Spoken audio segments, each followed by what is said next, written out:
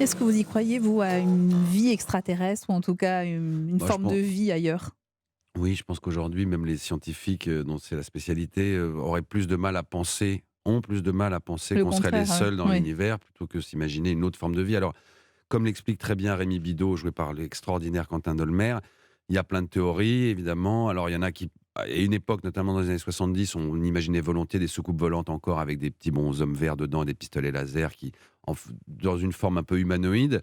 Aujourd'hui, il y a plus vraisemblablement des cellules qui existent, de l'eau qui existe sur tel satellite de telle étoile. Donc voilà, la vie, le fait même extraterrestre, enfin les extraterrestres eux-mêmes, si je puis dire, ont un peu évolué et sont plus forcément ces petits hommes verts comme dans la soupe aux choux, par exemple. Mais on est bien d'accord, même si on sent oui, vous le faites très bien, vous auriez Je me pu suis jouer, entraîné. vous êtes entraîné. Non, mais on sent même quand même cet héritage de la soupe aux choux. Ce que je veux dire, Ouais, moi c'est j'aime la que soupe aux choux. voilà, c'est que vous parliez de Louis de Funès tout à l'heure. Effectivement, il y a certaines scènes qui vous font penser à Louis de Funès, enfin, quand Mmh. vous avez vécu ces années-là. Je peux le dire parce qu'on est à peu près de la Ouais, même ouais, année. ouais, bien sûr. Comment, pour revenir sur ces idées de croyances et de science, comment vous avez vécu ces derniers mois? Je ne veux pas parler du confinement en tant que tel, mais justement de cette frontière floue, qu'on sent entre, science et croyance et qui alimente les débats? Alors quand je suis venu en ce moment-là, je suis venu en taxi, j'entendais un acteur qui ouvrait sa gueule et je me disais: «C'est pas obligé qu'il ouvre sa gueule» et j'ai pas forcément, moi, un point de vue intéressant sur la situation.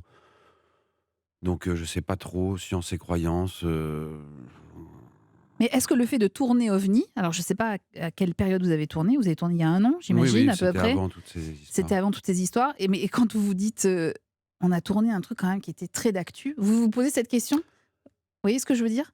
Bah, d'actu, plus parce qu'il y a plein de gens en ce moment qui sont en train de se dire: «Mais oui, les extraterrestres, c'est sûr, ça Ouais. existe, ils sont là, ils vont venir». Il y a un Israélien qui était en chef de l'aérospatiale, en Israël, qui à 89 ans fait son coming out en disant: «Nous sommes en contact, les États sont en contact avec des extraterrestres». Voilà, moi ce que je sais, c'est que depuis que non pas forcément après le tournage, mais depuis que j'ai vu la série, quand je lève les yeux au ciel et que je regarde les étoiles et le ciel, je me dis: «C'est pas possible, faut être Hein, fou pour penser qu'il y a personne».